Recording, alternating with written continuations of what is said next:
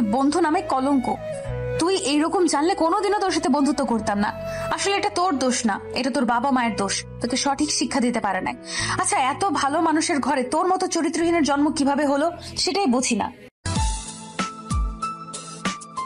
আমাদের voice of Nayan YouTube চ্যানেলের romantic love story গল্প শুনতে এখনই আমাদের চ্যানেলটি সাবস্ক্রাইব করে রাখুন। ধন্যবাদ।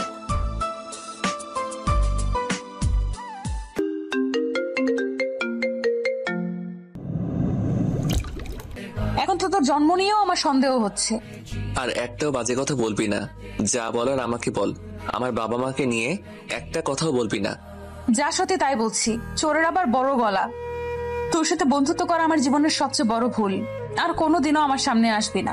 যদি কোনোদিনও তোর এই নোংরা চেহারা আমাকে দেখাইস, তাহলে আমি নিজে আত্মহত্যা করব। থাক, আর তোকে আত্মহত্যা করতে হবে না। আর কখনো তোর সামনে আসবো না। এরপর আর চাইলেও আমার মুখ দেখতে পাবি না।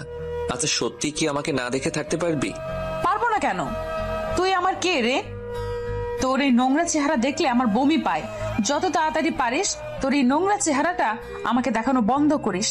তোর এই পাপ চেহারাটা না দেখলেই বাঁচি। আচ্ছা, সরি রে, এতদিন তোকে ডিস্টার্ব করার জন্য। পারলে আমাকে ক্ষমা করিস আর ভালো থাকিস। তোর এই নোংরা চেহারাটা না দেখালেই ভালো থাকবো। আচ্ছা, তোর কথাই রাখবো। এই বলে সাকিবের বাসা থেকে বেরিয়ে আসলাম। রাস্তায় হাঁটতেছি আর দু চোখের অশ্রু বিসর্জন দিচ্ছি। এভাবে হাঁটতে হাঁটতে বাসায় চলে আসলাম। বাসায় এসে দেখি বাবা দরজায় দাঁড়িয়ে আছে। আমাকে দেখে আমার কাছে আসলো আর বলল, কোথায় ছিলে এতক্ষণ? আমি চুপ করে আছি। এতক্ষণ কই ছিলি? রাস্তা ছেলেদের মতো এত রাত বাহিরে কি করিস? আমার মান সম্মানে তো 12টা বাজিয়ে দিছিস। তোর বন্ধুরা বুয়েটে চান্স পাইছে আর তুই মেয়েদের সাথে ইফটিজিং করে দিন কাটাচ্ছিস। তোর ছেলে বলতে আমার লজ্জা করে। আচ্ছা, রাস্তায় এত মানুষ মারা যায়, তোকে কি আল্লাহ তাআলা দেখতে পায় না? আব্বা, তোর ওই মুখে আমার নাম নেবি না। আজ থেকে তোর এই বাড়িতে খাওয়া বন্ধ। কেউ যদি ওকে খাবার দেও তো আমার চেয়ে আর খারাপ কেউ হবে না। এই বলে বাবা চলে গেল আর আম্মা দূরে দাঁড়িয়ে কাঁদছে। কিছুক্ষণ দাঁড়িয়ে থেকে রুমে চলে আসলাম। কিছুক্ষণ পর সিমি আপু রুমে এসে খাবার দিয়ে গেল। দেখলাম ওর চোখেও পানি। খাবার দিয়ে চলে গেল, খাবার আর গলা দিয়ে নামলো না। সকালে যেতে হবে নতুন গন্তব্যে। এতক্ষণ কি হলো কিছুই বুঝলেন না তো? আসুন আপনাদের বুঝিয়ে দেই। তার আগে পরিচয়টা দিয়ে দেই। আমি সালাফি, বাবা মায়ের তৃতীয় ও সবচেয়ে ছোট ছেলে। বাবা মা আর বোনদের চোখের মণি। বড় বোনের নাম তুলি, মেজ বোনের নাম সিমি। বড় বোনের বিয়ের সম্বন্ধ চলতেছে। আমরা 4 জন বেস্ট ফ্রেন্ড। বলতে গেলে আমরা 4 জন, কিন্তু আত্মা একটাই, সাকিব, লিমা, সাব্বির আর আমি। এখন গল্পে আসা যাক। কলেজ জীবন আমাদের ভালোই চলছিল। লিমা আমার অনেক কেয়ার করত। বলতে গেলে ওর সব কথা আমার সাথে বেশি শেয়ার করত। প্রথমে বন্ধুত্ব থাকলেও আস্তে আস্তে আমার জীবনে লিমা অনেকটা জায়গা দখল করে নেয়। কিন্তু জানতাম না এটাই আমার জীবনে সবচেয়ে ভয়ঙ্কর আধার ডেকে আনতে চলেছে। একদিন কলেজ থেকে বাসায় যাচ্ছিলাম। হঠাৎ দেখি একটা মেয়ে আনমনে হাঁটছে। পিছনে একটা গাড়ি আসতেছে, কিন্তু সেদিকে তার কোনো খেয়াল নাই। রিক্সা থেকে নেমে দৌড়ে মেয়েটার কাছে গিয়ে মেয়েটাকে ধাক্কা দিয়ে সরিয়ে দিলাম।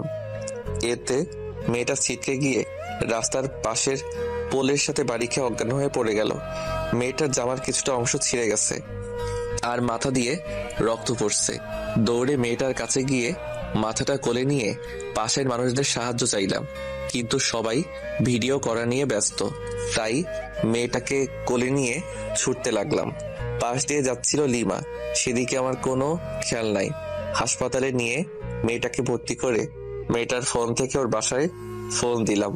মেয়েটার আত্মীয় স্বজন আসলে আমি বাসায় চলে আসলাম। বাসায় আসতেই সন্ধ্যা হয়ে গেল।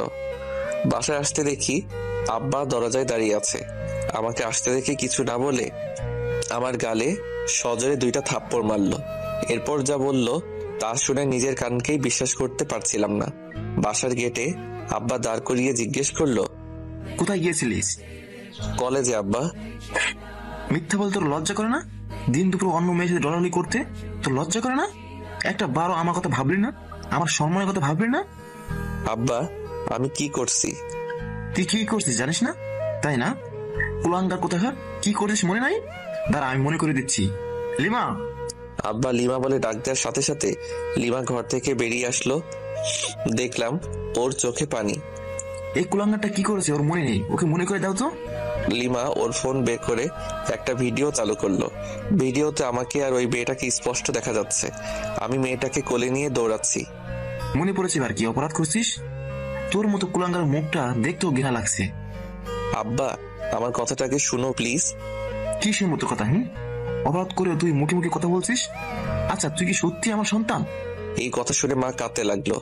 মায়ের কান্না দেখে আমারও চোখের পানি চলে আসছে। আজ আমার জন্য মায়ের সতীত্বের প্রশ্ন উঠেছে, আর একজন নারীর কাছে তার সতীত্বের দাম সবচেয়ে বেশি। আব্বা আমাকে যা বলার বলো, মাকে কিচ্ছু বলবে না। আমার সাথে রেগে কথা বলছিস? এত বড় সাহস তোর? দাঁড়া, তোর সাহস ছুটাচ্ছি। এই বলে আব্বা একটা লাঠি এনে এলোপাতাড়ি পিটাতে লাগলো।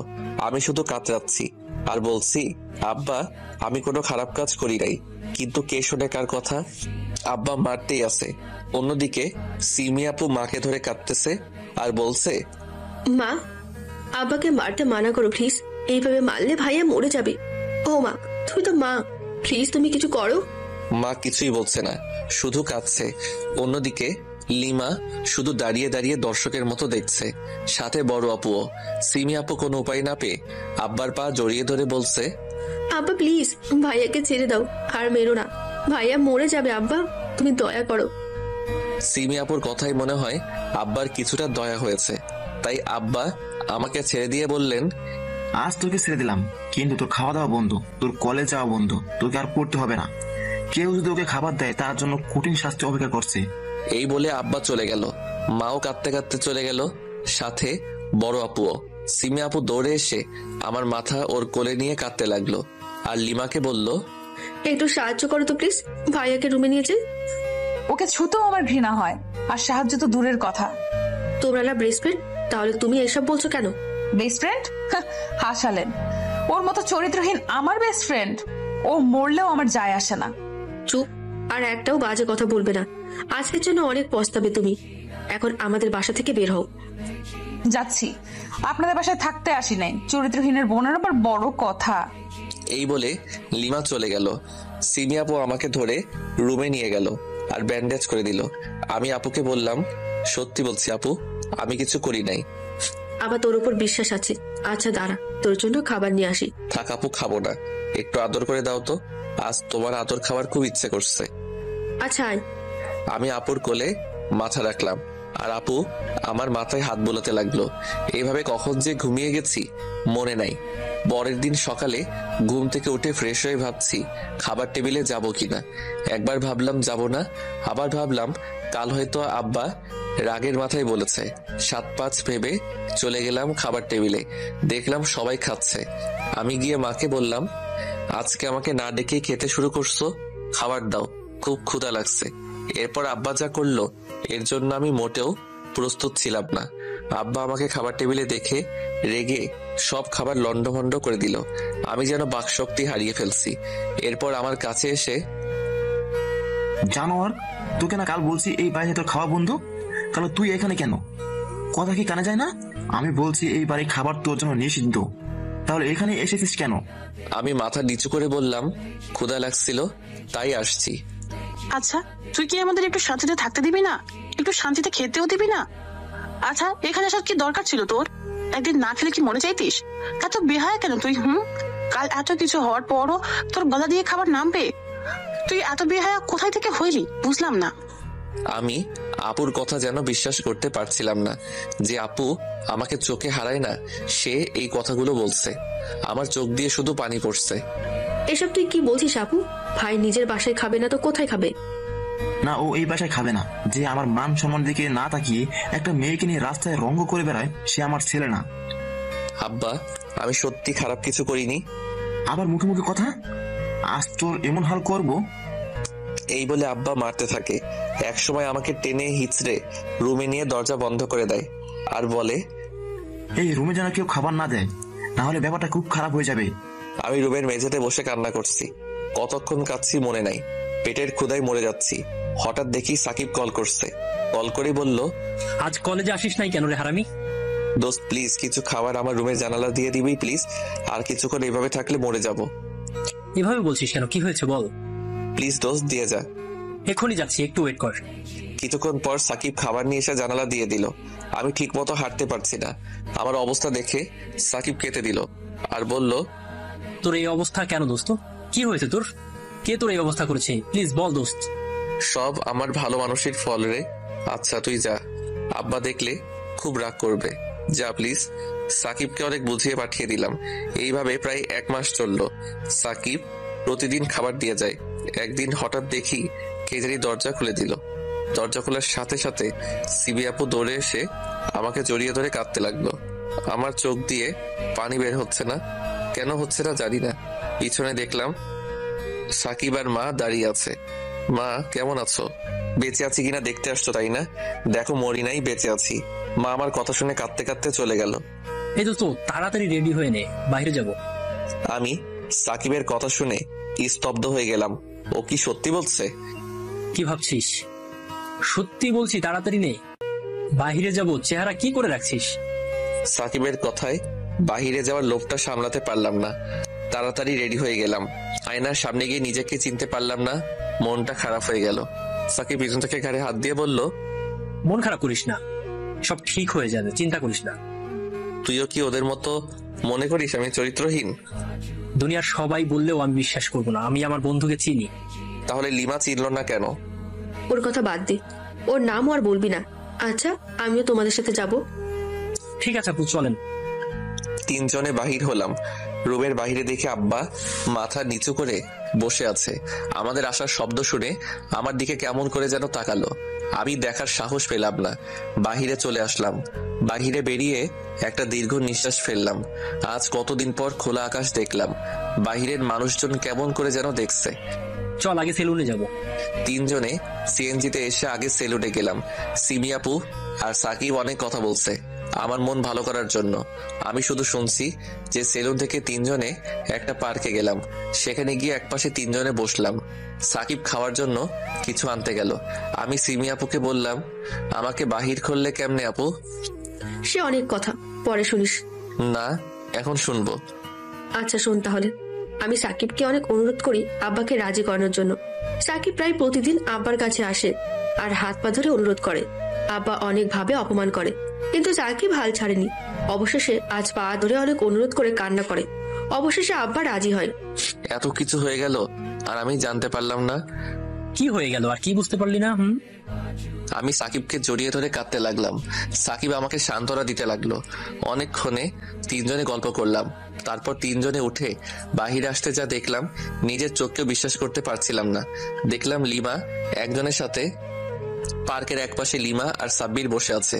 লিমাকে দেখে ওর সাথে কথা বলার লোভটা সামলাতে পারলাম না। ওদের দিকে যেতে চাইলে সিমি আপু বাধা দিয়ে বলল, তুই ওদের কাছে যাবি না। আমি কোনো বাধা না মেনে ওদের কাছে চলে আসলাম। ওদের সামনে গিয়ে জিজ্ঞেস করলাম, কেমন আছিস তোরা? সাব্বির তাড়াতাড়ি আমার কাছে এসে বলল, আমরা ভালো আছি, তুই কেমন আছিস? এ কি হাল হয়েছে তোর? মাফ করে দিস ভাই। সাব্বির, তুই চরিত্রহীনের কাছে মাফ চাচ্ছিস কেন?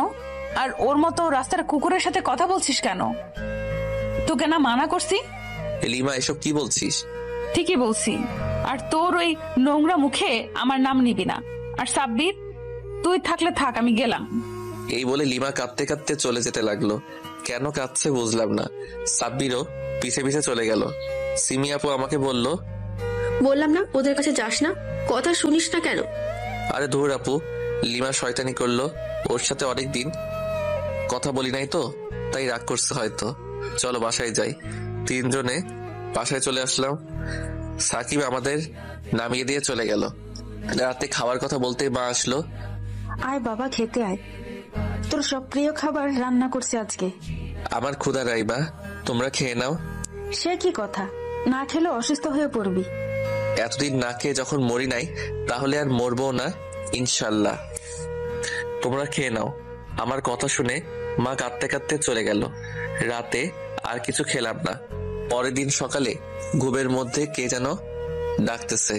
চোখ খুলে দেখি সাকিব ডাকতেছে। উঠে বললাম, এই শালা এত সকালে ডাকছিস কেন? এখনো ঘুমাচ্ছিস শালা? ঘড়ির দিকে তাকিয়ে দেখ কয়টা বাজে। আমি ঘড়ির দিকে তাকিয়ে দেখি 9:25 বাজে। তাড়াতাড়ি রেডি হয়ে নে, কলেজে যাব। কলেজের কথা শুনে মনটা খারাপ হয়ে গেল। সাকিব বুঝতে পেরে বলল, চিন্তা করিস না, সব ঠিক হয়ে যাবে। আব্বা মানবে না রে। তুই চিন্তা করিস না, আমি সব ম্যানেজ করে নেব, বললাম তো। এরপর রেডি হয়ে রুমের বাহিরে আসলাম। বাসা থেকে বাহির হওয়ার সময় মা বলল, কই যাচ্ছিস বাবা? আয় খেয়ে যা। কলেজে যাচ্ছি, আর আমার খাওয়ার ইচ্ছে নেই। মাথা নিচু করে বললাম। দেখলাম খাওয়ার টেবিলে আব্বা বসে আছে। সিমি আপু বলল, একদম এই কথা বলবি না। তুই কি অন্যের খাচ্ছিস নাকি? তুই তোর খাচ্ছিস, তাই বেশি কথা না বলে খেতে আয়। কিছু না বলে সাকিব সহ কিছু খেয়ে নিলাম। তারপর বেরিয়ে পড়লাম কলেজের উদ্দেশ্যে। অনেকদিন পর আজ কলেজে গেলাম। সবাই কেমন চোখে যেন দেখছে। দূরে দেখলাম লিমা আর সাব্বির দাঁড়িয়ে আছে। সাকিবকে জোর করে ওদের কাছে নিয়ে গেলাম। ওদের সামনে গিয়ে বললাম, কিরে কেমন আছিস? কখন আসছিস কলেজে? আর দেখেও কথা বলছিস না কেন? আচ্ছা সাব্বির চল। চলে যাচ্ছিস কেন? কি বলছিস শুনতে পাচ্ছিস না? কোনো রাস্তার কুকুরের সাথে কথা বলার ইচ্ছে আমার নাই। সাব্বির চল। মনটা খারাপ হয়ে গেল। দেখলাম লিমার চেহারা আর আগের মতো নাই, অনেকটা শুকিয়ে গেছে। আমার নীরবতা দেখে সাকিব বলল, চল ক্লাসে যাই। এরপর ক্লাসে গেলাম। ক্লাস শেষ করে বাহিরে এলাম। এসে দেখি লিমা আর সাব্বির কোথায় যেন যাচ্ছে। আমি ওদের সামনে গিয়ে বললাম, কোথায় যাচ্ছিস তোরা? সেই কৈফিয়ত কি আমি তোকে দিব? তুই কে আমার যে তোকে বলতে হবে? দিতে হবে, কারণ আমি তোর বেস্ট ফ্রেন্ড। হাসালি তুই। তোর মতো চরিত্রহীন আমার বেস্ট ফ্রেন্ড। আর কোথায় যাচ্ছি জানতে চাইলি না? আমি সাব্বিরকে ভালোবাসি, ওর সাথে পার্কে যাচ্ছি। আমি লিমার হাত ধরে বললাম, লিমা এরকম করিস না প্লিজ, মরে যাব। কুত্তার বাচ্চা, কথা তোর কানে যায় না? এরপর যদি কোনোদিন আমাকে টাচ করার সাহস করিস তো মেরে ফেলবো। এই বলে ওরা চলে গেল। আর আমি শুধু একটা কথাই ভাবছি, এই কি সেই লিমা? এত মানুষের মাঝে ও আমাকে থাপ্পড় মারতে পারলো? ওইখানে দাঁড়িয়ে ওইসব ভাবছি। সাকিব কোথা থেকে যেন এসে বলল, চল বাসায় যাই। ওকে কিছু বুঝতে না দিয়ে বললাম, চলো। এভাবে দিন চলতে লাগলো। প্রতিদিন বেহায়ের মতো লিমার সামনে যাই একটু কথা বলার জন্য, কিন্তু অপমান ছাড়া কিছু পাই না। একদিন কলেজ থেকে বাসায় ফিরছিলাম। কয়েকজন পুলিশ আমাকে তুলে নিয়ে যায়। তুলে নিয়ে অনেক টর্চার করে। সাকিব জানতে পেরে দ্রুত উকিল নিয়ে আমার জামিন করায়। পরে জানতে পারি লিমা নাকি আমার বিরুদ্ধে ইফটিজিং এর মামলা করছে। পুলিশ এমন টর্চার করে যে দাঁড়াতে পারছিলাম না। সাকিব ধরে ওর বাসায় নিয়ে যায় আর সিমি আপুকে ফোন করে সব জানিয়ে দেয়। এভাবে জীবন চলতে পারে না সালাফি, তুই বুঝছিস না কেন? ওকে খুব ভালোবাসি যে। তুই নিজেকে সংযত রাখ দোস্ত। দেখ, তোকে ঘুরে দাঁড়াতেই হবে, তোকে দেখিয়ে দিতে হবে তুই পারবি। পারবো দোস্ত, সব পারবো। আজকে থেকে আগের সালাফি মরে গেল। এইভাবে দুজনে অনেক কথা বললাম। 3 দিন পর আজ আমি সুস্থ। সাকিব সহ কলেজে গেলাম। লিমা আমাকে দেখে বলল, এখনো বেঁচে আছিস? তোর তো দেখি কই মাছের প্রাণ। এবার আমি তোমাকে ভালো ভাবতাম, কিন্তু তুমি যে এত নিচু মানসিকতা তা জানতাম না। ওই যে কষ্ট আমাকে দিয়েছে তার 1000 গুণ কষ্ট ওকে দিব। ও তোকে কোনো কষ্ট দেয়নি, আর একদিন এই কাজের জন্য অনেক পস্তাবি তুই। সাকিব চল তো ভালো লাগছে না। এইভাবে নানাভাবে প্রতিদিন লিমা আমাকে অপমান করে, কিন্তু আমি আর কিছু মনে করি না। আর আমি এখন বাসায় থাকি। বলতে বলতে এইচএসসি পরীক্ষা চলে আসলো। পরীক্ষা দিলাম, ইনশাল্লাহ পরীক্ষা ভালো হইল। সে অনুযায়ী ফলাফলও আলহামদুলিল্লাহ ভালোই হলো। সবাই চয়েস দিলাম ঢাকা বিশ্ববিদ্যালয়ে, কিন্তু আমি আর সাকিব লন্ডনের এক মেডিকেলে চয়েস দিলাম। সেখানে আমার সিলেকশন হলো, আর সাকিবের হলো না। ও আমাকে অভিনন্দন জানালো। আমি এই ব্যাপারটা কাউকে জানাতে বাধা করলাম। আমার এতদিন লেখাপড়ার খরচ সাকিব দিয়েছে। অন্যদিকে সাব্বির কেন জানি দুজনকে আসতে বলল। গিয়ে দেখি লিমাও ওর সাথে আছে। ওদের 3 জনের ঢাকা বিশ্ববিদ্যালয়ে সিলেকশন হয়েছে। আমার হয়নি শুনে লিমা বলল, ঢাকা বিশ্ববিদ্যালয় কি যেমন তেমন রাস্তার কুকুরের জন্য নাকি যে সবার চান্স হবে? আমি শুনে হাসলাম, সাথে সাকিবও হাসলো। তারপর আমি বললাম, আচ্ছা আমার পক্ষ থেকে আজ তোদের জন্য ট্রিট। আমার কথাই লিমা যেন কেমন করে তাকালো। মনে হয় ভাবলো আমি দুঃখে পাগল হয়ে গেছি। একটু পর ওদের কাছে বিদায় নিয়ে বাসায় চলে আসলাম। বাসায় এসে যা দেখলাম তার জন্য মোটেও প্রস্তুত ছিলাম না। মন খারাপ করে বাসায় আসলাম।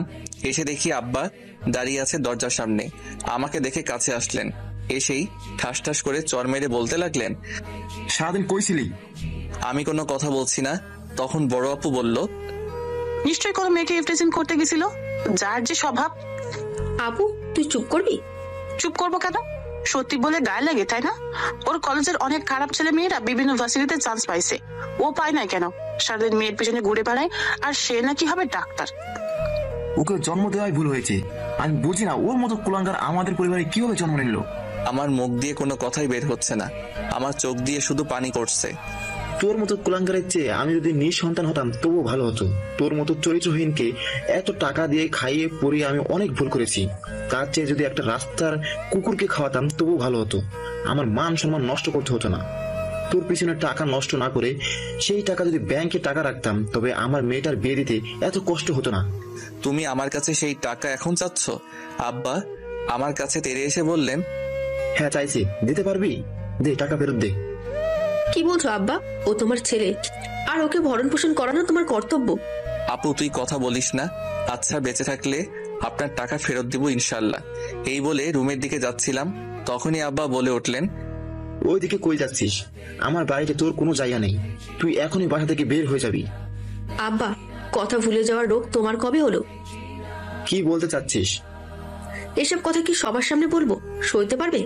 আব্বা আর কোনো কথাই বলল না, চুপসে গেল। কি বলতে চাচ্ছিস আপু? হ্যাঁ আজ সব কথা বলবো। তোর এই বাড়িতে থাকা খাওয়ার জন্য মোটা অঙ্কে টাকা নিচ্ছে আব্বা। এরপরেও কিভাবে বাসা থেকে বাইর হতে বলো আব্বা? মা কাঁদতে কাঁদতে চলে গেল। আমিও আর দাঁড়িয়ে থাকতে পারলাম না, রুমে চলে এলাম। কিছু ভালো লাগছিল না, না খেয়ে শুয়ে পড়লাম।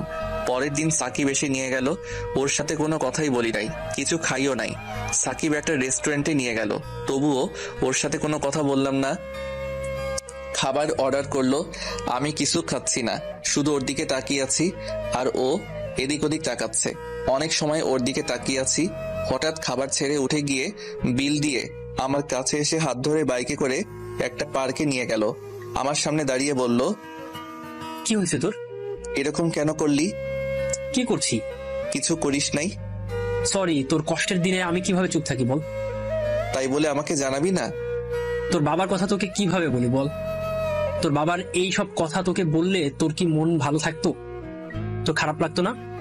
আর বড় কথা হচ্ছে, তোর বাবার প্রতি কি তোর সেই আগের সম্মানটা থাকতো বল? আমার মুখ দিয়ে কোনো কথাই বের হচ্ছে না। সত্যি তো, ও সব ঠিক বলছে। আমি তো এইসব কথা মেনে নিতে পারতাম না। হঠাৎ সাকিব আমাকে জড়িয়ে ধরে কাঁদতে লাগলো আর বলতে লাগলো, আমাকে মাফ করে দে দোস্ত, তোকে না বলে এইসব আমার করা একদমই ঠিক হয়নি। তোর কষ্ট আমার একদম সহ্য হয় না রে।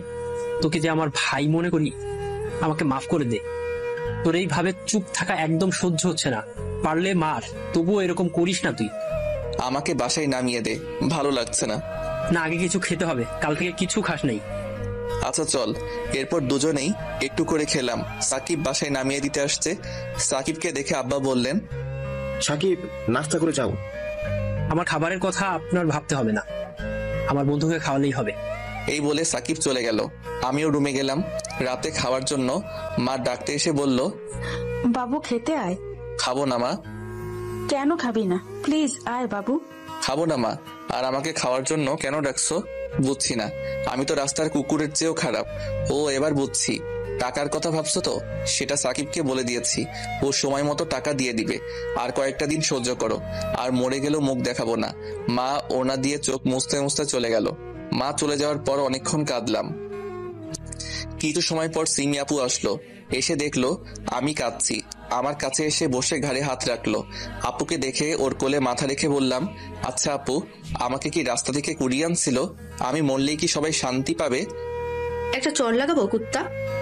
আর একটা বাজে কথা বললে আর কোনোদিন তোর সাথে কথা বলবো না। এসব হয়েছে লিমার জন্য, ওকে তো আমি কোনোদিনও মাফ করবো না। থাক না আপুর কথা বাদ দে। আপুর চোখেও পানি। দুই ভাই বোন অনেক সময় ধরে কাঁদলাম। এরপর আপু বলল, দেখ তোর জন্য কি আনছি, বিরিয়ানি, তোর ফেভারিট খাবার। খাবো না আপু। চিন্তা করিস না, এটা বাড়ির না, আমি কিনে আনছি। এরপর জোর করে আপু খাওয়াতে লাগলো। আমিও আপুকে খাইয়ে দিলাম। দরজার কাছে দেখি আব্বা আমাদের দেখছে আর চোখের পানি ফেলছে। আসলে কি তোর কোথাও চান্স হয়নি? আমি কোনো কথা বলছি না। আচ্ছা এখন হয়নি, ইনশাআল্লাহ একদিন হবে, তুই ট্রাই কর। এই বলে আপু চলে গেল। এভাবে ভালোই দিন চলছে। কিছুদিন পর লিমা সবাইকে ডাকলো। ইচ্ছে না থাকা সত্ত্বেও সাকিবের সাথে যেতে হলো। সেখানে গিয়ে দেখি লিমা আগের চেয়ে অনেক শুকিয়ে গেছে। ওর দিকে আর তেমন তাকালাম না। লিমা সবার উদ্দেশ্যে যা বলল তা নিজেরই বিশ্বাস করতে খুব কষ্ট হলো। আব্বা এতটা কাজ করলো অথচ আমি কিছুই জানি না, খুব কান্না পাচ্ছিল। শোন, সবাই এখানে একজন বাদে সবার দাওয়াত। কিসের দাওয়াত? বড় আপুর বিয়ে। নিজে আমাকে ফোন করে সবাইকে বলতে বলেছে। কোন বড় অপু আর কার বড় অপু? লিমা আমার কথা শুনে হাসতে লাগলো। কেন হাসতেছে কিছুই বুঝছি না। আমি মাথা নিচু করে ফেললাম। সাকিব জিজ্ঞেস করলো, হাসতেছিস কেন? আর কোন বড় আপুর বিয়ে? তুলি আপুর বিয়ে সামনে শুক্রবার। লিমার কথা শুনে যেন আকাশ থেকে পড়লাম। আমার নিজের বোনের বিয়ে, অথচ আমি জানি না। আমাকে একবার জানানোর প্রয়োজন মনে করেনি কেউ। দু চোখ দিয়ে পানি পড়তে লাগলো। খুব ভালো হয়েছে তাই না? কোনো শুভ অনুষ্ঠানে চরিত্রহীনের থাকার কোনো অধিকার নেই। তুই চুপ করবি? ও যাই হোক, ও তো নিজের ভাই, তাই না? নিজের ভাই তো কি হয়েছে? চরিত্রহীন কি কুকুরের পেটে জন্মায়? আমি তো বলি আঙ্কেল সঠিক সিদ্ধান্ত নিয়েছেন। আর সাকিব, তোকে না বললাম কোনো চরিত্রহীনকে নিয়ে আসবি না? কোন রাস্তার কুকুরের মুখ দেখার কোনো ইচ্ছা নাই আমার। এরপর থেকে একা আসবি। আর বৃহস্পতিবার আপু যাইতে বলছে, একজন বাদে। সাকিব কিছু বলতে চাইলো, কিন্তু আমি ওকে আটকিয়ে বললাম, আমাকে একটু বাসায় এগিয়ে দিয়ে আসবি, খুব খারাপ লাগছে। কি হয়েছে তোর? আচ্ছা, কেমন লাগছে আমাকে বল। লিমা যেন কেমন করে তাকালো। সাব্বির আমাকে ধরতে আসলে সাকিব বাধা দিয়ে বলল, আমার বন্ধুকে আমি একাই সামলাতে পারবো, কাউকে লাগবে না। এরপর সাকিব আমাকে ধরে বাইকে উঠিয়ে চলে যেতে লাগলো। তারপর সাব্বির লিমাকে বলল, তোর কি মনে হচ্ছে না একটু বেশি করে ফেলছিস? আচ্ছা, তুই তো এরকম ছিলিস না। আজ তোর জন্য বন্ধুরা আমাকে ভুল বুঝলো। তুই যা করিস এর জন্য একদিন খুব পস্তাতে হবে, দেখিস। এই বলে সাব্বির চোখের কয়েক ফোঁটা পানি ফেলে চলে গেল। লিমা যেন বাকশক্তিহীন হয়ে গেছে, ও কিছুই বলছে না। বাইক থেকে নেমে সাকিব আমাকে ধরে রুমে নিয়ে গেল। সিমি আপু আমাকে দেখে দৌড়ে কাছে এসে আমাকে ধরে কাঁদতে কাঁদতে বলল, কি হয়েছে তোর ভাইয়া? তেমন কিছু না, আমাকে নিয়ে কাউকে ভাবতে হবে না, আমার জন্য আমার বন্ধুই যথেষ্ট। সিমি আপু অশ্রুসিক্ত নয়নে আমার দিকে চেয়ে রইল। সাকিব আমাকে রুমে নিয়ে আসার পর ওকে বললাম, পাসপোর্ট আর ভিসার কি খবর? সব রেডি। কালকে নিয়ে আসবি, আর সাব্বিরকেও নিয়ে আসিস, একটা বিষয়ে কথা বলার আছে। আচ্ছা। সাকিব চলে গেল। কিছুক্ষণ পর আব্বা আমার রুমে এসে আমার পাশে বসলো। আব্বাকে দেখে আমি একটু উঠে বসলাম।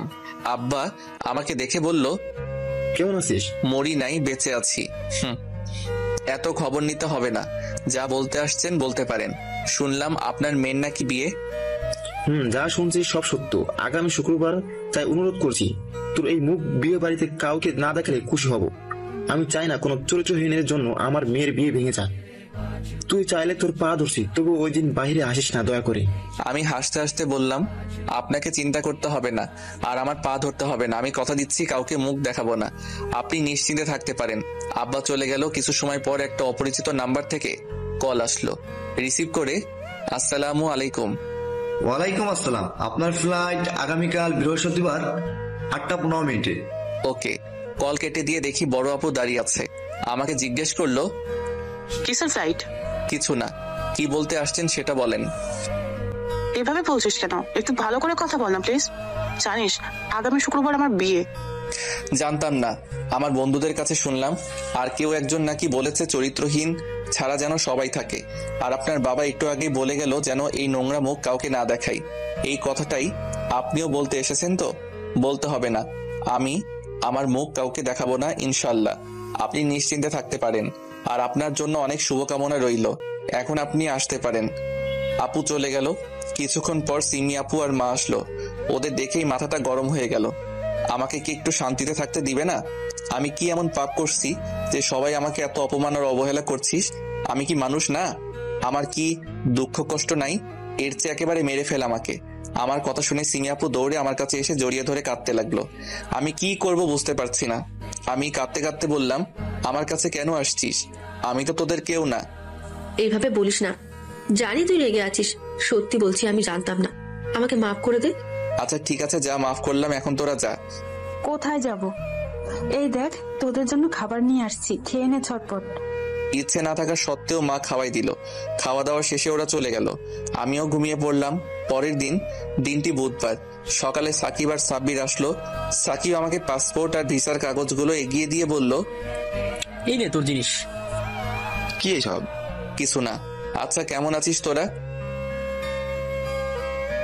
আলহামদুলিল্লাহ ভালো। সাব্বির, তোর রিলেশন কেমন চলছে? কিসের রিলেশন?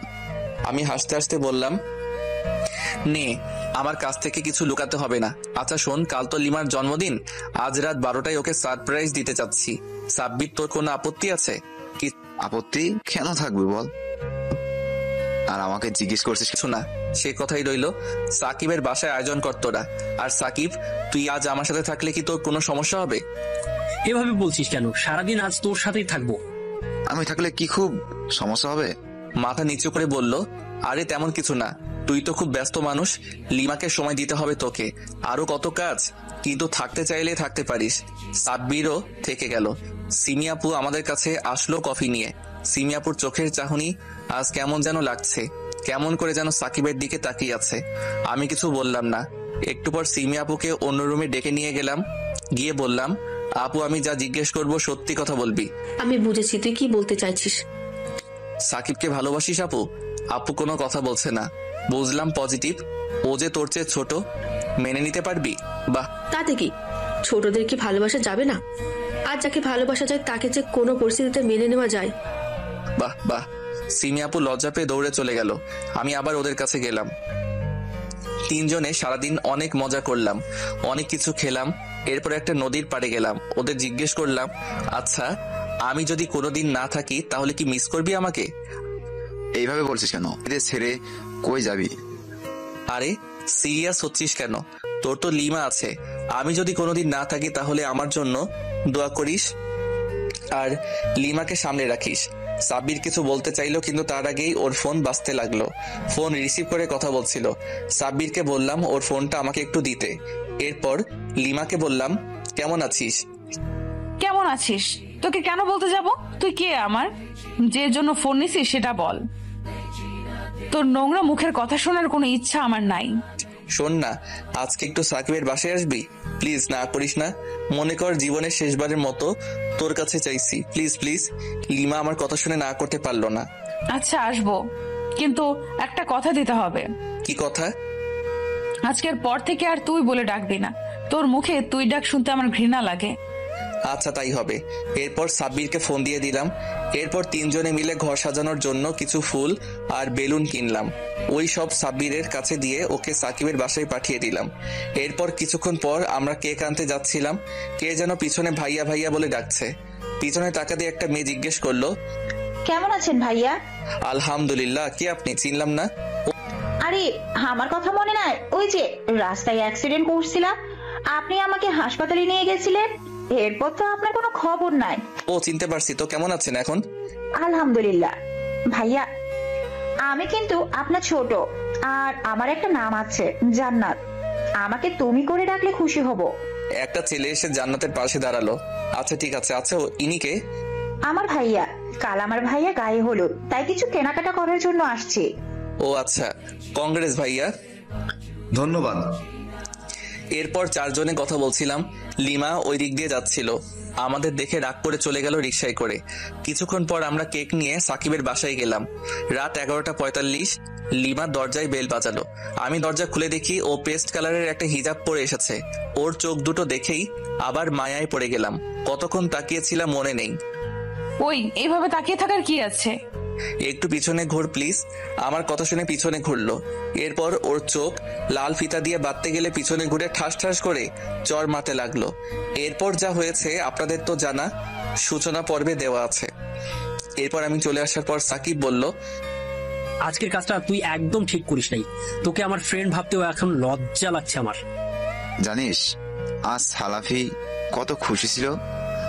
আজ তো জন্মদিন আমাদের কারোর মনে ছিল না, শুধু ওর মনে ছিল। কি? আজ আমার জন্মদিন? আমার তো মনেই ছিল না। আজ আমি তোকে বলছি তুই ফ্রেন্ড হওয়ার যোগ্য না। তুই আমাকেও ওর থেকে দূরে রাখিস। জানিস ওর জন্য কত কষ্ট হয়েছে, কিন্তু কিছু বলতে পারি নাই। ওই চরিত্রহীনটার হয়ে তুইও আমায় কথা শোনাচ্ছিস?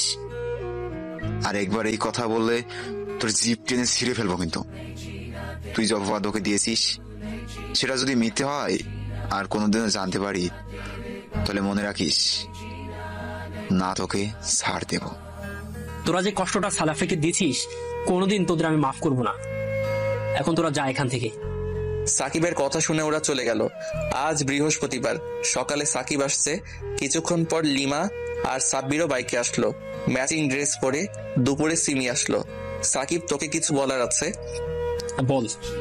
আমার একটা কথা রাখবি? এভাবে বলছিস কেন? তুই বললে তো নিজের জীবনটাও দিতে পারি। সিমিয়াপুর হাতটা সাকিবের হাতে দিয়ে বললাম, জীবন দিতে হবে না, আমার জীবনটাকে আগলে রাখলেই হবে। সাকিব লজ্জায় মাথা নিচু করে ফেললো, আর সিমি আপু আমার বুকে মুখ লুকালো। এত লজ্জা পেতে হবে না। সাকিব, আমার বোনটাকে আগলে রাখিস, আর আমি না থাকলে ওর চোখে পানি আসতে দিস না প্লিজ। কই যাবি তুই? কোথাও যেতে দিব না, তুই আমার কাছে থাকবি। আচ্ছা ঠিক আছে, মাকে একটু ডাক দে তো। সিমি মাকে ডেকে দিল। আমি সিমিকে বললাম সাকিব আর সাব্বিরকে বাহিরে নিয়ে নাস্তা দিতে। ওরা বাহিরে গেল। মা একটু আমার পাশে বসবে? মা আমার পাশে বসলো। মাকে বললাম আমার জন্য একটু ভাত নিয়ে আসবে, শেষবারের মতো তোমার হাতে খাবো। মা চোখের পানি আঁচলে মুছে চলে গেল। কিছুক্ষণ পর ভাত নিয়ে আসলো, আমাকে খাইয়ে দিল। খাওয়া শেষে, মা আমাকে মাফ করে দিও, আমার জন্য তোমাকে অনেক বাজে কথা শুনতে হয়েছে। আচ্ছা মা, তোমার কোলে মাথা রেখে একটু ঘুমাই। এরপর মায়ের কোলে মাথা রেখে শুয়ে পড়লাম। বিকালে কারো চেঁচামেচিতে ঘুম ভেঙে গেল, দেখলাম মায়ের কোলে এখনো শুয়ে আছি। একজনকে নিয়ে পড়ে থাকলে হবে? আজ আমার যে গায়ে হলুদ সেদিকে কারো নজর আছে? আচ্ছা, তুমি কি সত্যি আমার মা? মা কিছুই বলছে না, শুধু কাঁদছে। আমার জন্য মাকে কত কথা শুনতে হচ্ছে। মা চলে গেল। আপু বলল, রুমেই থাকিস, অনেক মেহমান আসে, আমি কোনো অশান্তি চাই না। বলেই বড় আপুও চলে গেল। সবকিছু রেডি করে নিলাম। সাকিবকে ডেকে ওর কাছ থেকে কিছু টাকা নিলাম, আর আমার কাছে কিছু ছিল। আমি একটা ব্যাগে প্রয়োজনীয় কাগজপত্র নিয়ে 7টার দিক রুম থেকে বেরিয়ে আসলাম। পড়ে গেলাম আরেক বিপদে। আপুকে হলুদ দিতে নাকি বরপক্ষ এসেছে। মাথা নিচু করে চলে আসছিলাম, কার সাথে যেন ধাক্কা খেলাম। মাথা উঠিয়ে দেখি জান্নাত দাঁড়িয়ে আছে। জান্নাত আমাকে জিজ্ঞেস করলো, ভাইয়া আপনি এখানে? আপনার কোথাও লাগেনি তো? আপনি এখানে কেন? নিশ্চয়ই তুলি আপুর। আপনি? লিমা জান্নাতকে আর একটা কথাও বলতে না দিয়ে ঠাস করে একটা চড় মেরে বলতে লাগলো, ওই মেয়ে, তুই এখানে কেন? লজ্জা কর না? লজ্জাহীনের মতো একটা ছেলেকে ফলো করতে করতে বাসায় চলে আসছিস, আর এই বাড়িটাকে পতিতালয় নাকি যে যে যখন পারছে এই বাসায় আসছে? লিমা, তুই যা বলবি আমাকে বল, ওকে নিয়ে আর একটাও বাজে কথা বলবে না। ও আমাদের বাড়ির মেহমান। বড় আপু বিয়ের স্টেজ থেকে নেমে এসে ঠাস ঠাস করে চর মারতে মারতে বলতে লাগলো, জানোয়ার কুত্তা, তোকে বলি নাই তোর এই পাপি মুখ আজকে কাউকে দেখাবি না? তবুও কেন বাহির আসলি? আর কাকে বাসায় নিয়ে আসছিস? তোর সাহস কি করে অন্য রাস্তার মেয়েকে বাসায় নিয়ে আসার? তুই এখন বাসা থেকে বের হবি। আপা, ওকে বাসা থেকে বের করে দিবা নাকি আমি কিছু করব? এরপর আব্বা আমাকে ঘাড় ধরে বাসা থেকে বের করে দিতে লাগলো। ঘটনাস্থলে সাকিব, সাব্বির আর সিমিয়াপু নাই, তাই অনায়াসে আব্বা আমাকে বাসা থেকে বাহির করে দিল। আমি রাস্তা দিয়ে হাঁটছি আর ভাবছি জীবনটা কতই না কষ্টের। অন্যদিকে রনি ভাই, তুলিয়াপুর হবুবর, বাসায় প্রবেশ করতে করতে শুনতে পেল বড় আপু বলছে, এই রাস্তার মেয়ে তুমি যাবে নাকি তোমাকেও ঘাট ধাক্কা দিয়ে বের করে দিতে হবে? কে রাস্তার মেয়ে আর কাকে ঘাট ধাক্কা দিয়ে বাইর করে দিবি? রনি ভাইয়াকে দেখে বড় আপু আরো কড়া গলায় বলল, এই মেয়েটাকে বলেছি। ওই মেয়ে, তোমার কি লজ্জা শরম কিছু নেই? জান্নাত দৌড়ে গিয়ে রনি ভাইয়াকে জড়িয়ে ধরে কাঁদতে লাগলো। রনি ভাইয়া চিৎকার করে বলতে লাগলো, কে রাস্তার মেয়ে? ও আমার নিজের বোন, আর তোমরা ওকে রাস্তার মেয়ে বলছো? How dare you! সবাই চুপ। রনি ভাইয়ের চিৎকার শুনে সাকিব, সাব্বির, সিমিয়াপু সবাই চলে এসেছে। তাহলে ওইসব কি ছিল? সালাফি, ওকে কোলে নিয়ে দৌড়াচ্ছিলি কেন? এরপর জান্নাত সব কথা খুলে বলে। জান্নাতের কথা শুনে সবাই যেন আকাশ থেকে পড়লো। লিমা ধপ করে বসে পড়লো। ওদিন সালাফি না থাকলে হয়তো আজ জান্নাত বেঁচে থাকতো না। আর আপনারা ওকে প্রতিদিন মৃত্যুর যন্ত্রণা দিয়েছেন। আপনাদের দেখে করুণা হচ্ছে। সাব্বির লিমার কাছে গিয়ে ওকে তুলে ঠাস ঠাস করে চড় মেরে আবার মাটিতে ফেলে দিয়ে বলতে লাগলো, তোর তোর জন্য, শুধুমাত্র তোর জন্য। আমার বন্ধুটার বিপদে পাশে থাকতে পারি নাই। ও আমাকে ভুল বুঝছে, আর জীবনেও তুই আমার সামনেও আসবি না। আঙ্কেল মাফ করবেন, এই বিয়ে আমি করতে পারবো না। যে মেয়ে নিজের ভাইয়ের সাথে এরকম করতে পারে, সে যে আমার সাথে করবে না তার কি গ্যারান্টি? প্লিজ বাবা, এরকম করিও না, আমি তোমার পায়ে পড়ি। না, আমি এই বিয়ে করতে হঠাৎ সাকিবের ফোন বেজে উঠলো। ফোন রিসিভ করে বলতে লাগলো, সালাফি কই তুই? আমার কথা বাদ দে, সময় খুব কম, রনি ভাইয়াকে ফোন দে। আচ্ছা আচ্ছা। রনি ভাইয়া, আপনার পায়ে পড়ি, এই বিয়ে ভাঙবেন না। মেয়ের বাবার অনেক ক্ষতি হয়ে যাবে, ওনার সম্মান শেষ হয়ে যাবে। আপনার পায়ে পড়ি, মেয়েটার জীবন নষ্ট করবেন না। রনি ভাইয়া কিছুক্ষণ চিন্তা করে রাজি হয়ে গেলেন। সাকিব, তুই আমাকে মাফ করে দিস, আর 10 মিনিট পর আমার ফ্লাইট। তোকে না জানিয়ে চলে আসছি, তোদের সবাইকে ছেড়ে অনেক দূর চলে যাচ্ছি। বেঁচে থাকলে আবার দেখা হবে। না, তুই এটা করতে পারিস। কল কেটে দিছি। সাকিব হ্যালো হ্যালো করতে করতে মাটিতে বসে পড়লো আর কাঁদতে লাগলো। কিসের ফ্লাইট? আর সালাফি কোথায় যাচ্ছে? লন্ডনে যাচ্ছে। কেন? ওখানে ও কি করবে? ওখানে ওর মেডিকেলে চান্স হয়েছে, 10 মিনিট পর ওর ফ্লাইট। ও আমাদের সবাইকে ছেড়ে চলে যাচ্ছে রে। এই কথা শুনে সিমি আপু আছে এসে বলতে লাগলো, তুই যা বলছিস সব মিথ্যে, তাই না? আমার ভাই কোথাও যাবে না, তাই না? আমার ভাই আমাকে ছেড়ে কোথাও যেতে পারে না, তুই মিথ্যে বলছিস। এইসব বলে কাঁদতে লাগলো। সাকিব সিমিকে বুকে জড়িয়ে নিয়ে কাঁদতে লাগলো।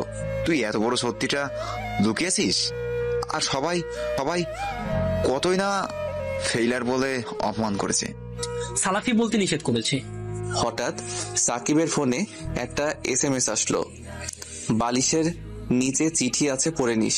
এরপর সাকিব কল দিতে লাগলো, কিন্তু ফোন অফ। সাকিব আর সাব্বির দ্রুত বাইক নিয়ে এয়ারপোর্টে খুঁজতে লাগলো, কিন্তু কোথাও পেল না। অবশেষে হতাশ হয়ে বাসায় ফিরে আসলো। সিমি আপু সাকিবের কলার ধরে ঝাঁকিয়ে ঝাঁকিয়ে বলতে লাগলো, ওই আমার ভাই কই? কোথায় আমার ভাই? তোরা আমার ভাইয়াকে কোথায় লুকিয়ে রাখছিস? আমরা অনেক খুঁজেছি কিন্তু পাই নাই, বিশ্বাস করো। তোরা কেমন বন্ধু যে আমার ভাইটাকে আটকে রাখতে পারলি না? আমি তোদের। আর কিছু বলতে পারলো না, অজ্ঞান হয়ে সাকিবের বুকে পড়ে গেল। সাব্বির বালিশের নিচ থেকে চিঠিগুলো আনলো। চিঠিগুলো পড়ে কেউ কারো চোখের পানি ধরে রাখতে পারলো না। চিঠিতে লেখা ছিল, প্রথমে আমার সালাম নিবেন, জানি আপনি অনেক ভালো আছেন, ভালো থাকারই কথা। আজ আপনার মেয়ের বিয়ে, এর চেয়ে বড় কথা, আজকে আপনার চোখের বিষ, যার জন্য আপনার সম্মান নষ্ট হয়েছে, সেই কুলাঙ্গারটা আর আপনার চোখের সামনে আসবে না, আর আপনার অন্ন ধ্বংস করবে না। আচ্ছা আব্বা, আপনি তো আমায় খুব ভালোবাসতেন, আমি তো আপনার চোখের মণি ছিলাম। আপনি তো আমাকে চোখে হারাতেন, আমি না খেলে আপনিও খেতেন না। আমি অসুস্থ হলে সারা রাত আমার সেবা করতেন, আমি ব্যথা পেলে আমার চেয়ে তো আপনি বেশি ব্যথা পেতেন। তাহলে কি সব মিথ্যা ছিল? আচ্ছা, আমি কি এতটা অবহেলা পাওয়ার যোগ্য ছিলাম? আমি কি এতটাই খারাপ ছিলাম?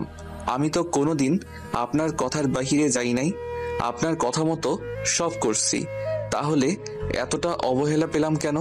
সত্যি বলছি আব্বা, তোমার সম্মান নষ্ট হয় এমন কোনো কাজ আমি করি নাই, এমন কাজ আমি করার কল্পনাও করতে পারি না। আব্বা, তুমি তো অপরের সাহায্য করা শিখাইছো, তাহলে আজ কেন আমাকে এতটা মরণ যন্ত্রণা দিলে? তাহলে কি তোমার শিক্ষা ভুল ছিল? যাই হোক, আর কথা বাড়াতে চাই না। আজ আপনার দোয়াটা অনেক প্রয়োজন ছিল, আশাও করেছিলাম, কিন্তু সবার ভাগ্যে কি সবকিছু হয়? ভালো থাকবেন, আর আমাকে এতদিন খাইয়ে পড়িয়ে বড় করার জন্য ধন্যবাদ। আল্লাহ তাআলার কাছে দোয়া করি যাতে আপনার টাকাটা দিয়ে মরতে পারি। জানি পিতামাতার ঋণ কখনো শোধ করা সম্ভব না, তবুও চেষ্টা করব। আর এই যে বড় আপু, তোকে বলছি, তুই তো এমন ছিলিস না, তুই তো আমাকে খুব ভালোবাসতিস, আমি তো তোর বেস্ট ভাই ছিলাম। তুই তো বলতিস আমি নাকি তোর বেস্ট ভাই ছিলাম, তাহলে কি মিথ্যা বলছিস? আর একটা কথা বলি, তোর ভাই কোনোদিন কোনো মেয়েকে ইফটিজিং করেনি। একটা বাহিরের মেয়ের কথা শুনে আমার সাথে যে ব্যবহার করছেন, একটা রাস্তার কুকুরের সাথেও মানুষ সেই ব্যবহার করে না। আর আলহামদুলিল্লাহ, আমিও অতটা ফেইলিয়ার না, আল্লাহ তাআলা কিছু মেধা আমাকেও দিছে। আজকে থেকে তোদের উপর থেকে ভাই আর ছেলের কলঙ্কটা উঠিয়ে নিলাম। ভালো থাকিস। আমার কথা শুনে বাবা ধপ করে বসে পড়ল, আর বড় আপু যেন কথা বলার ভাষা হারিয়ে ফেলেছেন। মাথা নিচু করে শুধু কান্না করছে। পরের চিঠি। প্রিয় লিমা, আশা করি ভালো আছো। ভালো থাকারই কথা। জানিস, তোর একটা কথার জন্য পরিবারের সবচেয়ে আদরের ছেলেটা আজ অবহেলিত। কেন করলি এমন? কি ক্ষতি করেছি তোর? অন্য মানুষকে সাহায্য করাই কি আমার সবচেয়ে বড় দোষ? তুই তো আমার সবচেয়ে কাছের বন্ধু ছিলিস, আমার ব্যাপারে সব জানতিস, তাহলে এইটুকুতেই কেন এমন করলি? জানিস, তোর কেয়ার করা, অন্য মেয়েদের দিকে তাকাতে না দেওয়া, সময় মতো সকালে জাগিয়ে দেওয়া ইত্যাদি দেখে মনে করছিলাম তুই আমাকে ভালোবাসিস। এই কি তোর ভালোবাসার নমুনা? আজ একটা সত্যি কথা বলছি, তোকে খুব ভালোবাসতাম, নিজে চেয়েও, তাই তোর কাছে ছুটে যেতাম তোর এত অপমানের পরেও। কিন্তু আজ থেকে তোকে আমি ভালোবাসি না, সবচেয়ে ঘৃণা করি। তোর জন্য আমার জীবনটা শেষ হয়ে গেছে। এর চেয়ে যদি আমাকে একেবারে মেরে ফেলতিস তাহলেও এত কষ্ট পেতাম না রে। আমি যখন কষ্টের সাগরে হাবুডুবু খাচ্ছি তখন তুই অন্য কারো প্রেমে মগ্ন। আর বেশি কিছু বলতে চাই না রে, তোকে অভিশাপ দিব না। সাব্বির খুব ভালো ছেলে, ওকে ভালো রাখিস, আর ভালোবাসার মানুষকে একটু বিশ্বাস করতে শিখিস। ভালো থাকিস সবাই। চিঠি পড়তে পড়তে সাব্বিরের দু চোখ বেয়ে পানি পড়ছে। ও যেটা ভাবছিল ওইটাই সঠিক হলো, আর একটা চিঠি বাকি আছে, ওইটাও হাতে নিয়ে পড়তে লাগলো। প্রিয় মা, সবাই ভালো থাকলেও জানি তুমি ভালো নেই। আমার জন্য তোমাকে অনেক কথা শুনতে হয়েছে, এমনকি তোমার চরিত্র নিয়েও প্রশ্ন তুলতে পিছুপা হয়নি। মা, ও মা গো, তুমি আমাকে মাফ করে দিও। সত্যি বলছি মা, তোমার ছেলে অতটাও খারাপ না মা। জানি কেউ বিশ্বাস না করলেও তুমি করবে। আজ খুব ইচ্ছে করছিল তোমার কোলে মাথা রেখে ঘুমাতে, এর জন্যেও তোমাকে কথা শুনতে হলো। শেষবারের মতো ইচ্ছে করছিল তোমাকে জড়িয়ে ধরে কাঁদতে, কিন্তু পারলাম না মা, আমাকে মাফ করে দিও। তোমাকে বলে আসতে পারলাম না মা। আর একটা কথা, সাকিব খুব ভালো ছেলে, আর সিমি আপু আর সাকিব দুজন দুজনকে খুব ভালোবাসে, ওদেরকে মেনে নিও। আর শেষবারের মতো একটা কথা বলছি, নিজের খেয়াল রেখো। বেঁচে থাকলে ইনশাআল্লাহ একদিন তোমার এই চরিত্রহীন কুলাঙ্গার ছেলে ফিরবে। ভালো থেকো সবাই। সবাই কান্নায় ভেঙে পড়েছে, বিয়ে বাড়ি যেন কান্নাপুরীতে পরিণত হয়েছে। সবচেয়ে সিমি আপু সাকিবের বুকে মাথা রেখে খুব কান্না করছে। হঠাৎ মা কান্না থামিয়ে বলতে লাগলো, সাকিব আমার একটা কথা রাখবে বাবা? বলেন আন্টি, নিজের ছেলে মনে করে বলতে পারেন, বলেন। তুমি আমাকে আর সিমিকে তোমার বাসায় নিয়ে যাবে? আমার সালাফি আসলে সব খরচ দিয়ে দিবে। আমি জানি আমার ছেলে একদিন ফিরে আসবে, আর খুব তাড়াতাড়ি। এসব আপনি কি বলছেন আন্টি? আমি কি আপনার নিজের ছেলে না? আর যতদিন ইচ্ছে আপনি থাকবেন। আজ থেকে আমি আপনার আরেক সন্তান। পারবেন তো আমাকে ছেলে হিসেবে মেনে নিতে? কি বলছো এসব? তুমি কোথাও যাবে না। আপনার কাছে কি আমি অনুমতি চাইছি? এতদিন কিছুই বলি নাই, আজ বলবো। আপনি আমাকে আর তুমি করে ডাকবেন না। আপনার মুখটাও দেখতে আমার ঘৃণা হচ্ছে। আচ্ছা, নিজে জন্ম দেওয়া ছেলের সাথে কি কেউ এরকম করতে পারে? ও আর একটা কথা, আপনি তো বলে দিয়েছেন যে আমার ছেলে আপনার জন্ম দেওয়া কিনা তা নিয়ে আপনার সন্দেহ হয়। ছি, এমন একটা মানুষের সাথে এতদিন সংসার করছি যে কিনা আমার চরিত্রে কলঙ্কের দাগ দিতেও দুবার ভাবে না। আজ থেকে আপনি আমার কাছে মৃত।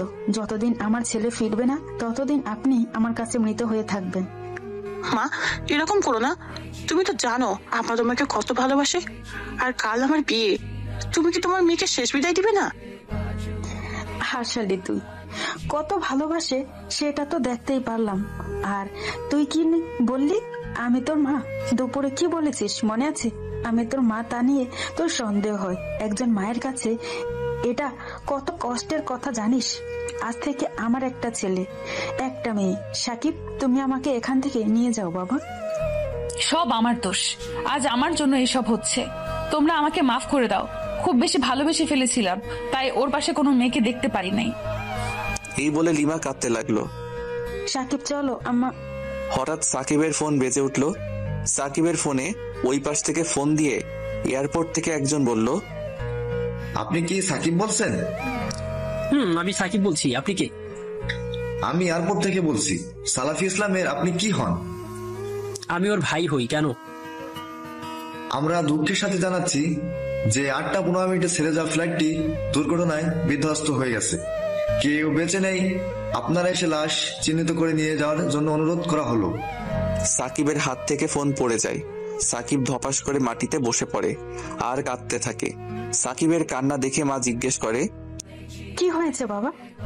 সাকিবের মুখ দিয়ে কোনো কথাই বাহির হচ্ছিল না।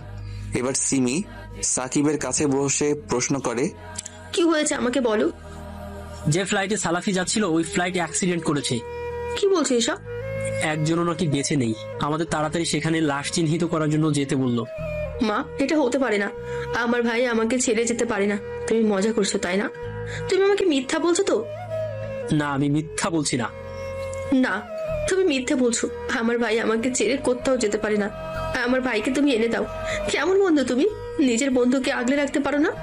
আমার ভাইটার সাথে শেষবার আমি কথা বলতে পারিনি। ভাই, এই ভাই, কই তুই? দেখ, তোর আপু তোকে ডাকছে। হাই না ফিরে। তুই তো জানিস তোর বোন তোকে ছাড়া থাকতে পারে না।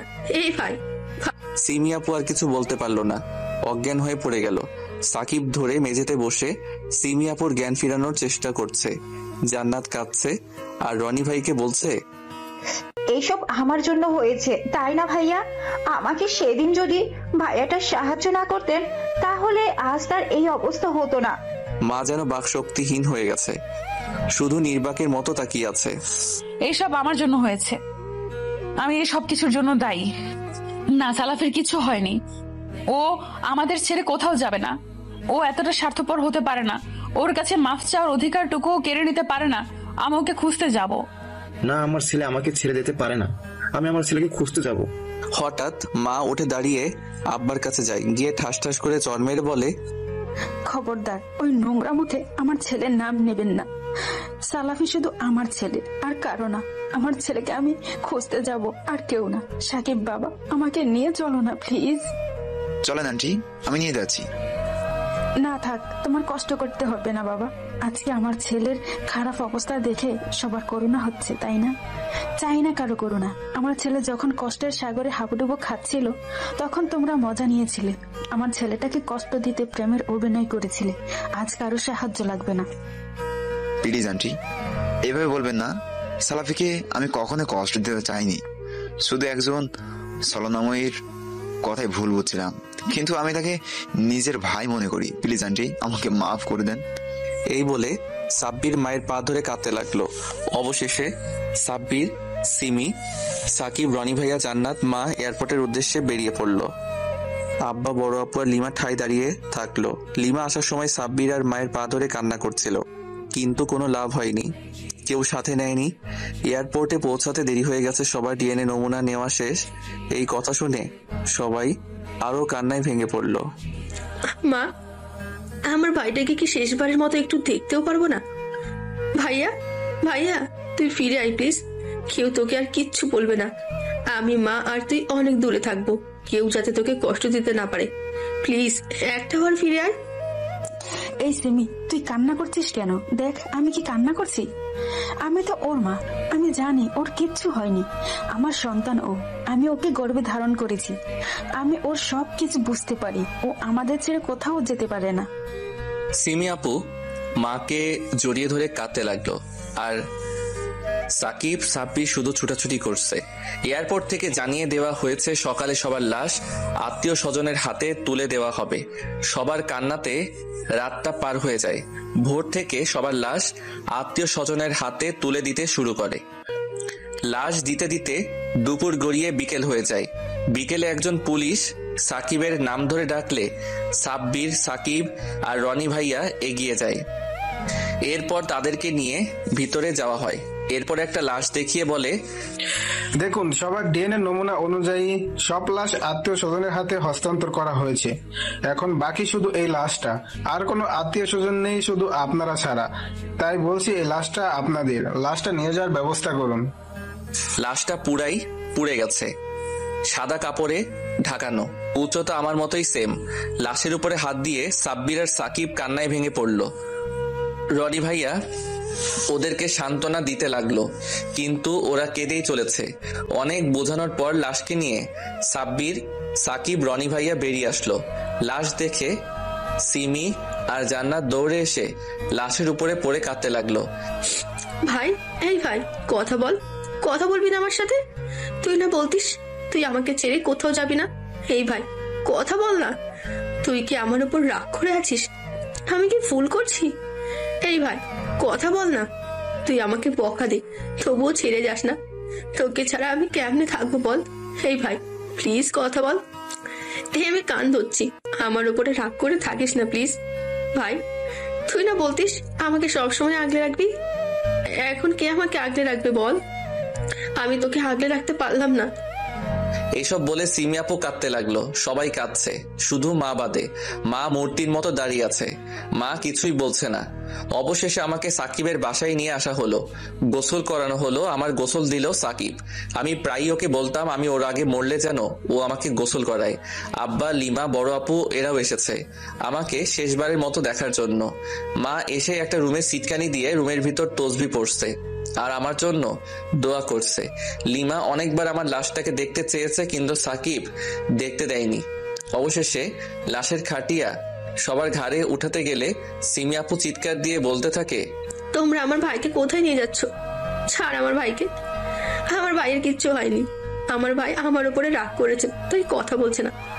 রাগ কমে গেলে কথা বলবে। তোমরা আমার ভাইকে কোথাও নিয়ে যাবে না। সবাই সিমি আপুকে শক্ত করে ধরে রেখেছে। অবশেষে লাশটাকে কবরস্থ করা হয়।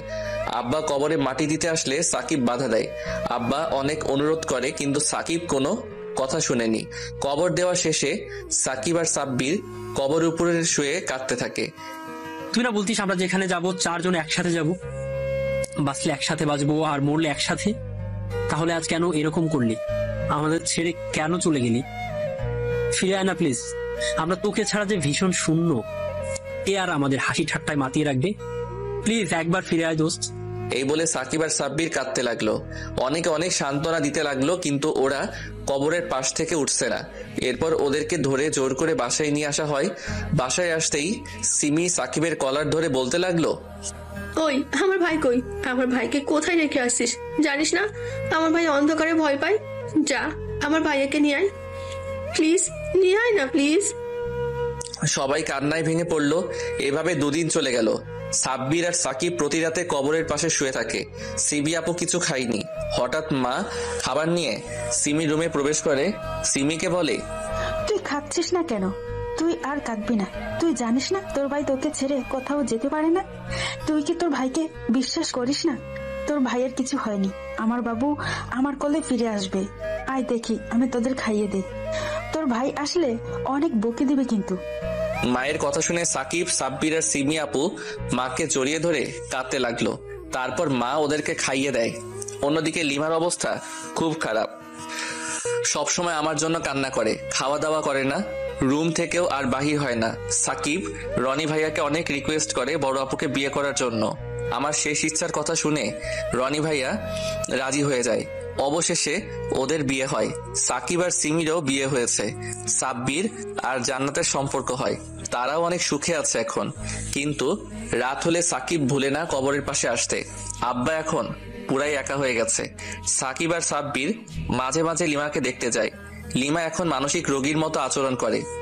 রনি ভাই বড় আপুকে দেখতেই পারতো না, কিন্তু আস্তে আস্তে ওদের সম্পর্ক স্বাভাবিক হয়। এভাবে 4 বছর চলে যায়। 4 বছর পর লিমার মাথায় ব্রেন ক্যান্সার ধরা পড়ে। লন্ডন থেকে একজন স্পেশাল ডাক্তার আসার কথা। ডাক্তার বলে দিয়েছে আজকের অপারেশনে রোগীর বাঁচার সম্ভাবনা 2%। তাই মানবতার খাতিরে মা, সিমি আপু, সাকিব, সাব্বির সবাই এসেছে। সাকিব দেখতে পেল একজন ডাক্তার এবং তার সাথে একজন মহিলা ডাক্তার হেঁটে আসছে। ডাক্তার দুজন ওটিতে ঢুকে পড়ল। দীর্ঘ 2 ঘন্টা পর ডাক্তার ওটি থেকে বেরিয়ে বলল, অপারেশন সাকসেসফুল। জি আলহামদুলিল্লাহ। এই অপারেশনটা আমাদের কাছে খুব ক্রিটিক্যাল ছিল। আমাদের দেশের ডাক্তার দ্বারা কখনোই সম্ভব হতো না। শুধু এই ডাক্তার দম্পতির জন্য আজ নীলাই বেঁচে গেল। আর একটা সুখবর আছে। কি সুখবর ডাক্তার? যেখানে অপারেশন করতে 2-3 লাখ টাকা, সেখানে ডাক্তার নিজেই কোনো টাকা নিতে চাননি। আপনাদের কপাল খুব ভালো। আচ্ছা, ডাক্তারের নাম কি? ডাক্তারের নাম বাবু। বাবু নাম শুনে মা চমকে গেল। আচ্ছা, আমরা কি তার সাথে কথা বলতে পারি? না, এখন না। ডাক্তার এখন খুব ক্লান্ত, উনি এখন রেস্ট নেবেন। আচ্ছা, আমরা কি এখন রোগীর সাথে দেখা করতে পারি? না, এখন না, আগে বেডে দেই তারপর। আচ্ছা, ধন্যবাদ ডাক্তার। এরই মধ্যে পুরুষ ডাক্তার হনহন করে চলে গেল। সাকিব এগিয়ে আসলো, কিন্তু নাগাল পেল না। কিছুক্ষণ পর মহিলা ডাক্তার বের হয়ে চলে যেতে লাগলো। আবার ফিরে এলো, এসে মায়ের সামনে হাঁটু গেড়ে বসলো। বসে মাকে সালাম দিল, দিয়ে বলতে লাগলো, কেমন আছেন মা? আলহামদুলিল্লাহ ভালো আছি। আপনি কে, আর আমাকে মা ডাকছেন কেন? আপনি হয়তো ভুল করেছেন। আমি লামিয়া, আর আমি ভুল করছি না মা। আমি কি আপনাকে মা ডাকতে পারি না? আর আমাকে আপনি করে ডাকবেন না প্লিজ, তুই করে ডাকবেন। মনে করবেন আমিও আপনার আরেক মেয়ে। সে না হয় ঠিক আছে, তোমাকে তো আমি আগে দেখিনি। না, তুমি আমাকে দেখেছো? তুমি কে বলো তো? আমি আপনাকে দেখছি, অনেকবার দেখছি। আর ওই যে ছেলেটা গেল, আমি তার হবু বউ। আমাকে দেখেছো কিভাবে? আর ওই ছেলেটাকে? দেখছি, আর ওই ছেলেটাই হলো বাবু, আমার হবু বর।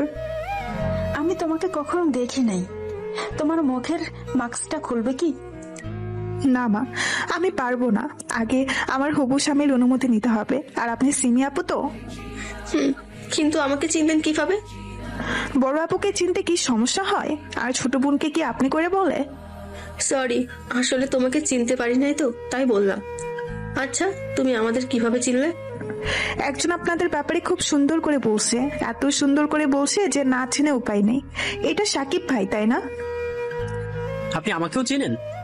না চিনে উপায় কি বলেন? দিনে কমপক্ষে 1000 বার আপনার কথাটা যে শুনি, আর আপনিও আমাকে আপনি করে বলছেন। কথাই বলবো না কারোর সাথে। আচ্ছা সরি।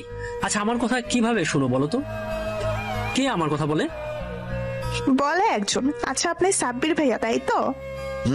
সে কি আমার কথাও বলে তোমাকে? বলে তো। সে মানুষটা কে? সময় হলে বুঝতে পারবেন। আর মা, আমি কাল কিন্তু আপনাদের বাসায় যাব, মনে কিছু করবেন না তো? মনে কিছু কেন করব? দেখো দেখি মেয়ে কি বলে। এটা তো আমার সৌভাগ্য যে লন্ডনের সেরা ডাক্তার আমার বাসায় আসবে। আপনাদের বাসার ঠিকানাটা দেন তো মা। সাকিব তার বাড়ি ঠিকানা দিয়ে দিল। সিমি আপু মাকে বলল, মেয়েটা খুব মিষ্টি, তাই না মা?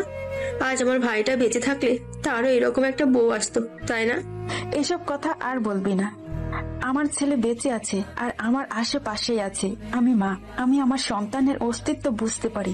আমার ছেলে খুব তাড়াতাড়ি আমার কাছে ফিরবে। তাই যেন হয় মা। আচ্ছা চলো আমরা সবাই যাই, সালাফি আজ একাই আছে। আচ্ছা চলো আমরা সবাই যাই, সালাফি আজ একাই আছে। আমার ভাইটাকে হয়তো ভয় লাগছে, তাড়াতাড়ি চলো। সাকিবের কথা শুনে সিমির চোখ দিয়ে 2 ফোঁটা চোখের পানি গড়িয়ে পড়ল। এদিকে আড়াল থেকে একজন সবকিছু দেখছে আর চোখের পানি ফেলছে। আজ কতদিন পর সে তার আপনজনদের দেখছে। তার বুকের ভেতর যেন উলট পালট হয়ে যাচ্ছে। সে আর কেউ না, আমাদের গল্পের নায়ক সালাফি। লামিয়া একটু দূরে যেতেই আমি ওর হাত ধরে একটা রুমে নিয়ে গেলাম, গিয়ে দরজা আটকে দিলাম। লামিয়াকে অগ্নি দৃষ্টিতে জিজ্ঞেস করলাম, এত পাকনামি করার কি ছিল? যদি ধরা পড়ে যেতে? আমি কি তোমাকে বলেছি কারোর সাথে কথা বলতে? আমার অনুমতি ছাড়া কথা বলতে গেলে কেন? লামিয়া মাথা নিচু করে বলল, সরি, আমাকে মাফ করে দাও। তুমি তো জানো এই পৃথিবীতে তুমি আর আপু ছাড়া আমার জীবনে কেউ নেই। মায়ের আদর, ভাই বোনের ভালোবাসা পাই নাই, তাই তোমার মা আর বোনকে দেখে লোভ সামলাতে পারি নাই। তুমি আমাকে মাফ করে দাও, আমি আর তোমার কথার বাইরে যাবো না। এই বলে লামিয়া কাঁদতে লাগলো। আমি ওর কাছে গিয়ে জড়িয়ে নিলাম বুকে। আমাকে মাফ করে দাও পাগলি, আমি বুঝতে পারি নাই। তুমি আমাকে বকা দাও, তবুও কেঁদো না। লামিয়া কেঁদেই চলেছে। আর কোনো উপায় না পেয়ে ওর থুতনিতে হাত দিয়ে ওর মুখটা একটু উপরে তুলে বললাম, আমার রাজকন্যার আম্মুটা কি খুব রাগ করেছে? রাজকন্যার আব্বু তো সরি বলেছে, তাকে কি ক্ষমা করা যায় না? এই দেখেন, সে কান ধরেছে। এই কথা শুনে লামিয়া ফিক করে হেসে আমার বুকে মুখ লুকালো। এরপর বলল, আমি কালকে মায়ের কাছে যেতে চাইছি, রাজকুমারের বাবা কি অনুমতি দিবে? যথা আজ্ঞা মহারানী। দুজনেই হেসে উঠলাম। পরের দিন সিমি আপু আর মা লামিয়াকে নিয়ে কথা বলছে। সেই সময় লামিয়া হাজির, বাসায় কেউ নেই, তাই হিজাব খুললো। লামিয়াকে দেখে সিমি আপু আর মা তো অবাক, এত সুন্দর কেউ হয়? মা আর সিমি আপু অপলক দৃষ্টিতে তাকিয়ে আছে। তাদের নীরবতা ভেঙে লামিয়া বলে, মা, আমি আজকে গাজরের হালুয়া আর পায়েস খাবো, খাওয়াবেন তো? লামিয়ার কথা শুনে মা চমকে উঠল, কারণ এগুলো আমার প্রিয় খাবার। মা পায়েস আর গাজরের হালুয়া রাঁধলো। লামিয়া খেয়ে আমার জন্য কিছু প্যাক করে নিল আমার জন্য। বাসা থেকে বাহির হওয়ার সময় দেখলো একটা কবর। এটা কার কবর? আমার ভাইয়ের। আমার স্বামী প্রতিদিন এই কবরের পাশে থাকে তো, তাই এত পরিষ্কার। জিন্দা মানুষেরও কবর হয়? কি বললে? কিছু না। আচ্ছা আপু থাকেন, আসি আজকে। অন্যদিকে সাকিব আজ লিমাকে দেখতে গেছে। আমি লিমাকে চেক করে কেবিন থেকে তাড়াহুড়ো করে বের হচ্ছিলাম, সাকিবও ঢুকছিল। দুজনে ধাক্কা খেলাম। ধাক্কা খেয়ে আমার মুখ থেকে মাস্ক খুলে পড়ে গেল। সরি, একদম দেখতে পাইনি। আপনার কোথাও লাগেনি তো? It's okay, I am fine, don't be tensed. ঠিক আছে, আমি ভালো আছি, টেনশন করবেন না। সাকিব আরো কিছু বলতে চাইলো, কিন্তু আমি কিছু বলার সুযোগ না দিয়ে হন হন করে রুমে চলে আসলাম। রুমটা হসপিটালের আবাসিকের এক কর্নারে, বুঝতেই পারছেন ভিআইপি রুম। আমি রুমে এসে আয়নার সামনে দাঁড়িয়ে কাঁদতে লাগলাম। আমাকে মাফ করে দিস দোস্ত, তুই এত কাছে তবুও তোকে আমার পরিচয় দিতে পারছি না। তোকে একবার বুকে জড়িয়ে নিতে পারছি না। কিভাবে বুকে জড়িয়ে নিব বল? আজ বেঁচে থেকেও আমি সবার কাছে মৃত। কিভাবে তোদের কাছে গিয়ে নিজের পরিচয় দিব বল? আমাকে মাফ করে দিস। এইসব বলে কাঁদতে লাগলাম। কোনোদিন তোকে মাফ করবো না। পিছন থেকে এই কথা শুনে পিছনে ঘুরে তাকালাম। হ্যাঁ, যা ভাবছি তাই। সাকিব দাঁড়িয়ে আছে। আমি মাথা নিচু করে নিলাম। তোকে কোনোদিন মাফ করবো না। এতগুলো দিন আমার সাথে যোগাযোগ রাখিস নাই। তোর আইডিয়া আছে কতটা কষ্টে আমরা ছিলাম? আমরা তো তোকে কষ্ট দেই নাই, তাহলে আমাদেরকে কেন কষ্ট দিলি বল? তোর আইডিয়া আছে সিমি কতটা কষ্ট পেয়েছে, মা কতটা কষ্ট পেয়েছে? এমন কোনোদিন নাই যে তোর জন্য চোখের পানি ফেলে নাই। তাদের চোখের পানির কোনো দাম নেই তোর কাছে, তাই না?